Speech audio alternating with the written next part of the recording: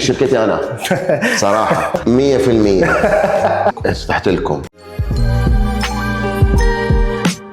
السلام عليكم ورحمه الله وبركاته. مهندس محمد ديكو، شركه ديزاين. معانا شقه بنسلمها في التجمع الخامس تحديدا في منطقه اللوتس، ومعانا مهندس شريف مقيم في السعوديه، تعاقد معانا اونلاين، واحنا النهارده بنسلمه شقته كامله مكمله. ازيك يا باشمهندس؟ الله يخليك. حضرتك ايه؟ عامل ايه؟ الله يرضى عنك، كل سنه وانت طيب. وانت بالصحه والسلامه.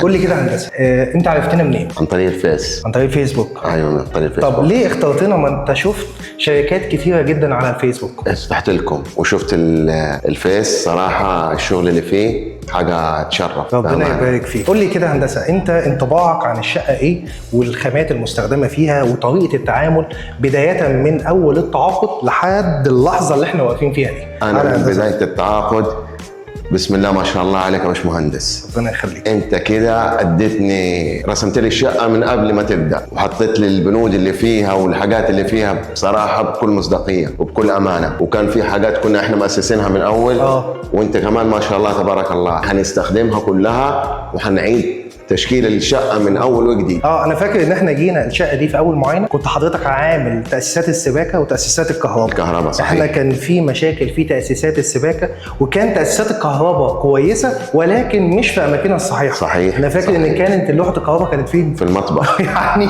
كانت لوحه الكهرباء، كان تاسيس الكهرباء كويس، ولكن الفكره مش في ان الصنايعي كويس، الفكره في توزيع الاناره في اماكنها، باريزها في اللوحه موجوده فين. ده المهم بالنسبه لنا. احنا الحمد لله يوميها انا قلت لك ايه في موضوع تاسيسات الكهرباء عشان ما نكلفش حضرتك اكتر. قلت لي كلها هنستخدمها السلوك ولكن بالزبط. هنغير اماكن الخراطيم، اماكن اللوح. طيب بالظبط. انت بقى شايف اللي احنا عملناه في الموقع ده بالنسبه لتاسيسات الكهرباء، ايه رايك فيه؟ بيرفكت ولا غلطه صراحه، يعني كل حاجه منظمه وفي مكانها، من فيش، من برايز، من تاسيس تكييف، من كل اي حاجه ما شاء الله تبارك الله. طيب وحته التصميمات، وحته ان احنا حاولنا ان احنا نعمل لك التصميم والتخيل، على الرغم ان انت كنت مستعجل. انا فاكر ان انت كنت مستعجل جدا جدا. صحيح. جيت لنا الشركه وقعدت معانا، هندسه انا عايزك تنزل تشتغل بكره. تماما. قلت لك الموضوع مش بيبقى كده. قلت لك انا ايه؟ ايوه قلت لي لا، عايز لها وقت ونبدا نشتغل احنا على التصميم ونشوف ازاي. مش هينفع كده من اول لقطه، لازم احنا ناسس ونظبط الدنيا عشان ندي الشغل اللي يطلع يرضيك. طب حضرتك كمقيم في السعوديه، طبعا انت حضرتك ما بتجيش مصر غير في النوادر قوي. انا عارف الشقه دي عاملها عشان انت بتيجي مصر شويه صغيرين جدا في السنه. بالزبط. طيب متابعتك للموقع وانت حضرتك مسافر بره، متابعتك لحته الامانه، متابعتك لكل تفصيله في كل حاجه باسلكها بمكانها، يعني ما فيش صراحه، ما فيش اي غلط، كله تمام. الله يخليك. في موقف برضه انت حضرتك عملته، ان انت عملت لنا ريكومنديشن على جروب العماره، ان انت قلت يا جماعه لازم تشطبوا مع الناس دي. بالظبط. وانا صراحه لليوم وبكره وكمان 100 سنه قدام. ربنا يخليك. صراحه انت قلت لي كلمه قبل كده على حته الشركه دي، شركه يعني دي شركتي انا صراحه اللي يعرفك يا باشمهندس ربنا يبارك فيك، يشطب وهو نايم وما يسالش. ربنا يخليك. توصل كل حاجه عن طريق الواتساب لحظه بلحظه، ما فيش اي غلطه فيها. والحاجات اللي انا ما كنتش عايزها، انتوا تكونوا مثلا مؤسسين حاجه وانا اكون مش عجباني يا باشمهندس، انا عايز اغير المكان ده، انت تشوفه الصح وتقول لي لا يا صح يا غلط، واللي في الاخر اللي عايزه انت بتسوي لي اياه بامانه. ربنا يخليك يا باشمهندس شريف.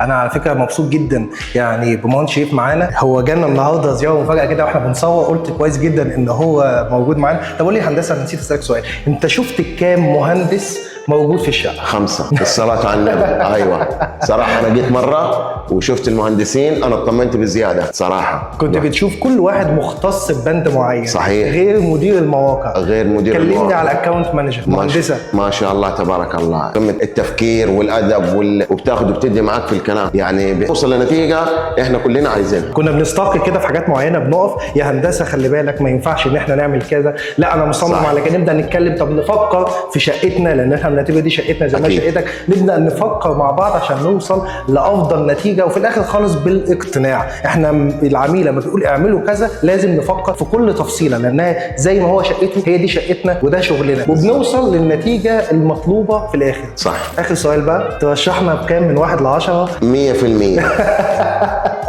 ربنا يبارك فيك. الله انا يخليك مبسوط يا رب. جدا ان انا شفتك. الله يخليك يا رب. النهارده انت خلصت استلام الشقه بالكامل. الحمد لله. في ملاحظات في اي حاجه؟ لا الحمد لله رب العالمين. ربنا يبارك فيك كله يا هندسة. بيرفكت والله ينور عليكم. مبسوط جدا، وان الله شاء يخليك الله السنه ولي- الجايه ولينا إن شاء الله هتلاقينا- تعاملات ان تانية. شاء الله السنه الجايه هتلاقينا في السعوديه باذن الله تعالى. ربنا يبارك فيك ربنا يا هندسة. يوفقك. مبسوط جدا فرصة سعيدة وانت حبيبي. طيب الله بالصحه يخليك يا والسلامه. باشمهندس ربنا حبيبي. يخليك. شكرا لحضراتكم جدا، واتمنى يكون الفيديو عجبكم.